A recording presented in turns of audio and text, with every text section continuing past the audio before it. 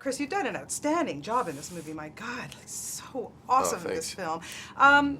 Before we start about the production and everything, I want to ask you, what was your earliest memories of Moby-Dick? Was it something that you read when you were a kid? I didn't read the book, no, but there's so many kind of reincarnations of the story and retellings and, TV shows or films over the years that I'd sort of captured in some way.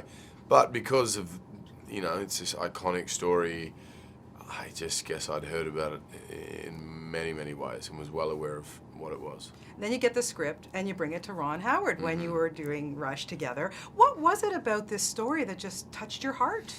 I didn't know it was based on true events, and reading the script and this incredibly devastating sort of experience that these men went through, and then going, wow, this actually happened, and then researching it more. But I love the way it's a whole lot of themes.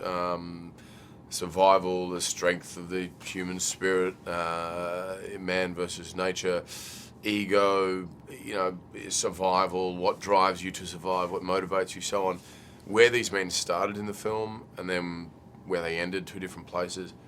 And the sort of beautiful message about the environment and our relationship to it and the lessons to be learned, that nature has a way of fighting back, and, it certainly does in this film. It humbles you, doesn't it? Yeah, of course.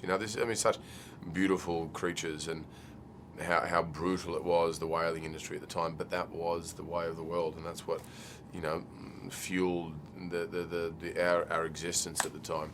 And, but by the end of the film, they do question what they're doing and the brutality of it. Yeah, it's this movie, making this film, it's like, if you don't like water, need not apply. Yeah. How are you with the water?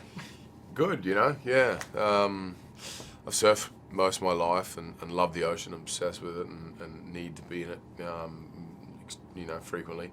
I've never done a whole lot of work on ships, though, or boats, and so that was new to me. And we certainly, the first couple of weeks, there was a lot of seasickness occurring across the crew, and that was probably logistically what would slow down the shoot. Was the camera guy needed to put the camera down and throw up over the edge of the boat, or the cast members doing that and so on. I was lucky. I was queasy, but not that bad. So who got seasick first? Who was awful on this ship?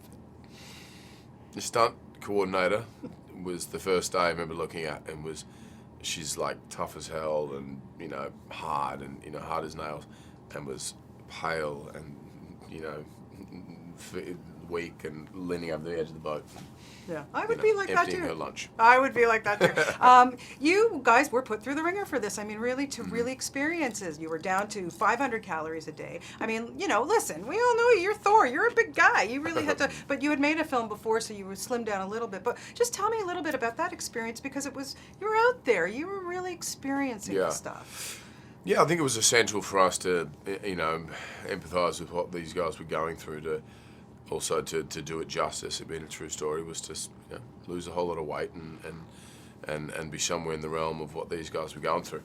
And it was brutal. We started very healthy and fit and well fed, and just every week would reduce the calories more and more until we were down to about 500 or 600 calories. And the sort of insanity that ensues due to that, and the imbalance in your brain chemistry, and how moody you are and sensitive to trivial things and so on, is a bit of a nightmare. Probably more of a nightmare to be around, my wife.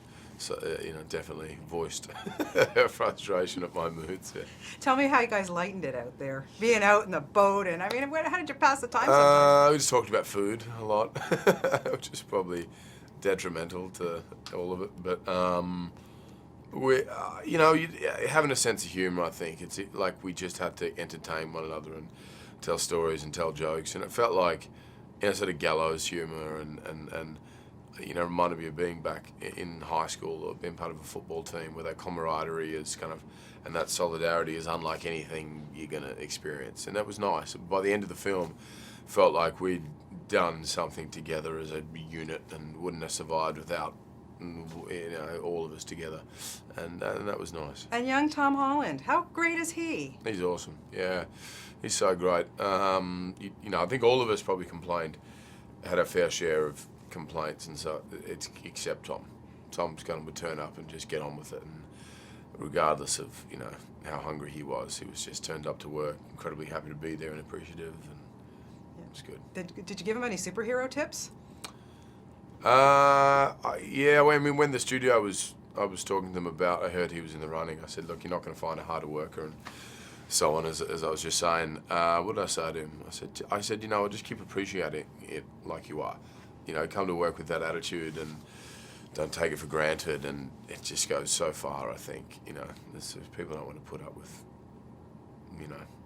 that kind of bad attitudes anymore. Yeah. Having now done a couple films with Ron Howard, I mean, what is it about that man? He is such an amazing filmmaker and storyteller. He is, isn't he? Tremendous amount of heart. Constantly, going outside the box and looking for new things to explore and try new things, and takes himself out of his comfort zone and into territories where or into the themes he doesn't know about. Knew nothing about the whaling industry or sailing. He wasn't a guy that loved the ocean necessarily.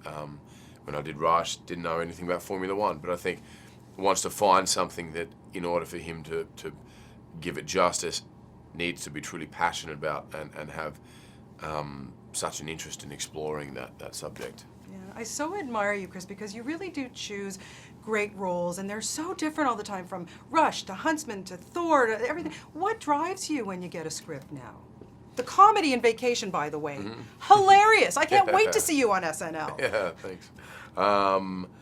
What drives me? Finding something I'm passionate about, and generally that's something I haven't done. It's similar to sort of what I was talking about with Ron. I don't want to sort of repeat the same thing. I get bored pretty quickly. So once I've done one thing, it's like, okay, cool, what else now? And that drives me to want to change it up, and explore and. Yeah. You've had to relinquish your Sexiest Man Alive cover. I'm sorry, you have to give it up. Any wise words of wisdom for David Beckham? How is he going to handle the year? Oh, just be sexy. Just do what you're doing, mate. He's a pretty good-looking guy. He'll be fine. As you are, you know what? You're just so fantastic in this, and thanks. thank you for everything you give us. You're such a great guy. Ah, nice to talk to you as wonderful. always. Thank you, you. Chris. Thanks a lot. Thank you so much.